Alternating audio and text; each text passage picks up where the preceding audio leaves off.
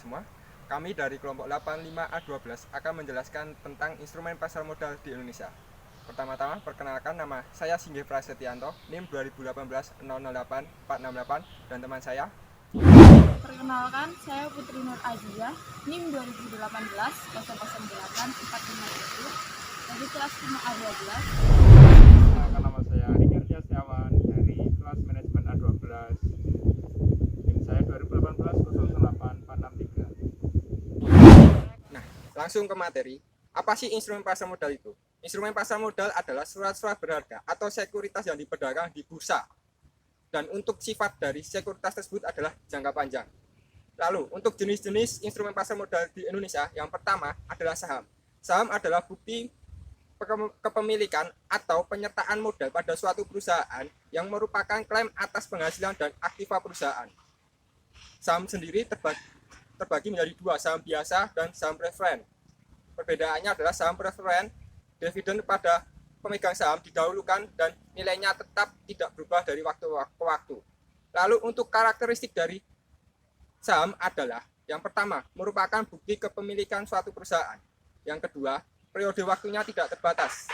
Yang ketiga, mendapatkan imbalan berupa dividen ketika perusahaan mengalami keuntungan. Yang keempat, bisa mendapatkan capital gain dan capital loss.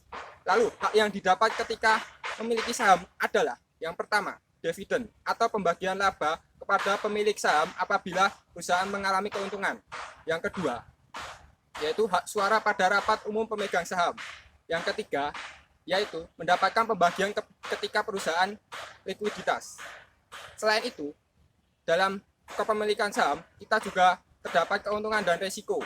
Keuntungan yang pertama, yaitu capital gain atau keuntungan dari penjualan saham karena harga jual lebih tinggi daripada harga beli.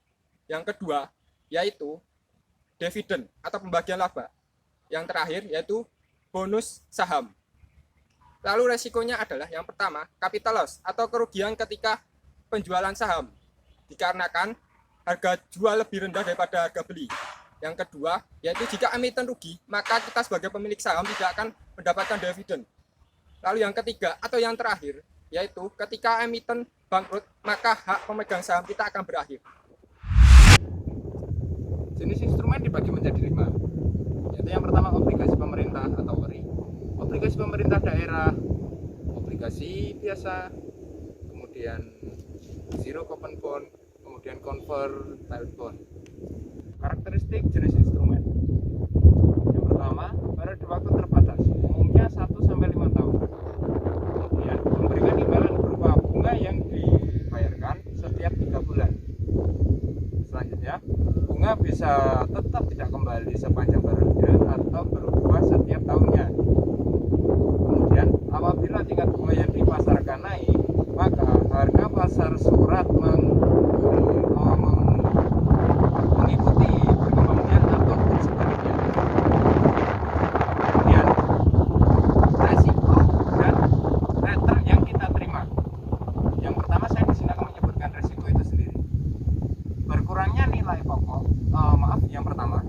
berkurangnya nilai pokok suatu investasi, kemudian likuiditas pasar. Selanjutnya, resiko tingkat bunga yang tinggi atau juga bisa disebut interest rate risk. Return yang kita terima, yaitu pendapatan bunga, kemudian dividen dan capital gain. Kemudian kita memasuki hubungan pemodal dengan emiten efek hutang.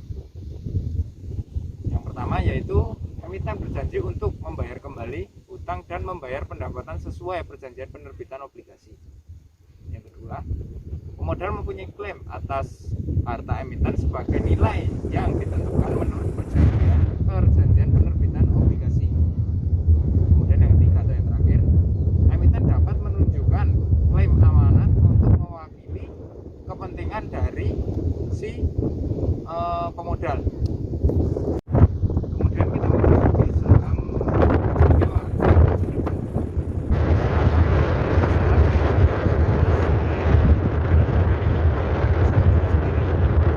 Dan kita masuk ke prioritas.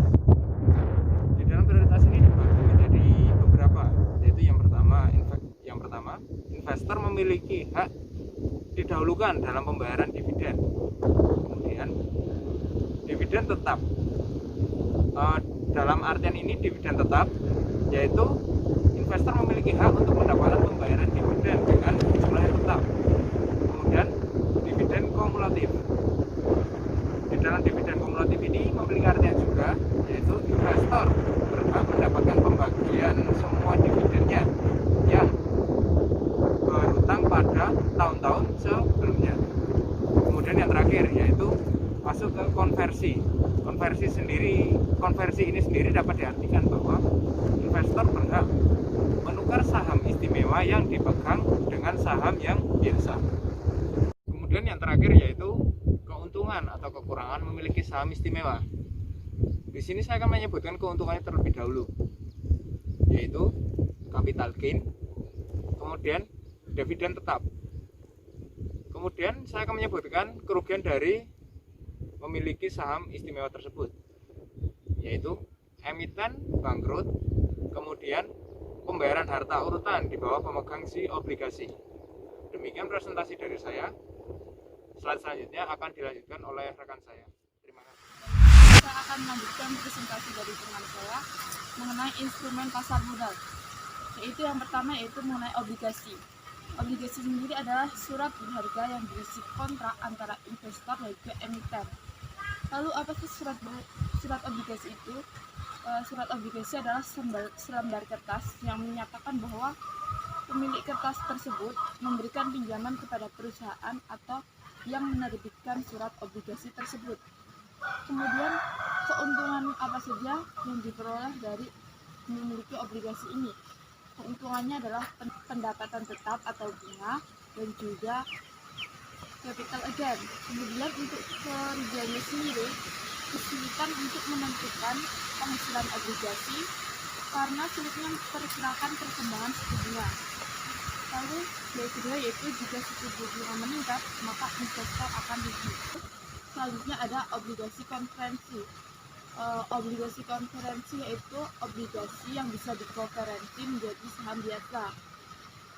Obligasi ini memiliki keuntungan yaitu mendapatkan bunga, dividen bila dikonferensikan, kemudian capital gain.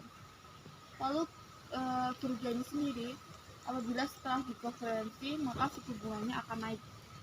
Lalu selanjutnya ada derivatif dari efek. Right atau bukti right atau right issue, waran atau biasanya melekat dengan obligasi konferensi atau apabila dikonferensi menjadi saham biasa, saham bonus apabila diberikan kepada pemegang saham yang dalam waktu tertentu orang tersebut tidak menjual saham. Lalu ada future, kemudian future LH45. Right atau right issue ini kegiatan penawaran umum terbatas kepada pemegang saham lama dalam rangka penerbitan hak memesan efek terlebih dahulu. Kemudian hak yang melekat pada saham yang memungkinkan investor untuk membeli saham terlebih dahulu baru yang akan diterbitkan oleh emiten. Kemudian karena merupakan hak, investor tidak harus membelinya. Lalu perbandingannya itu bisa 1:1, 1:2, atau 2:1. Keuntungan dan juga kerugian memiliki right issue sendiri yaitu yang pertama yaitu keuntungannya adalah capital gain dan juga dividen.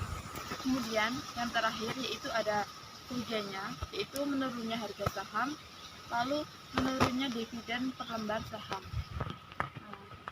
Sekian presentasi dari saya. Apabila ada kurang dan lebihnya saya mohon maaf. Wassalamualaikum warahmatullahi wabarakatuh. Sekian penjelasan dari kami. Bila ada salah kata, kami mohon maaf yang sebenarnya. Terima kasih.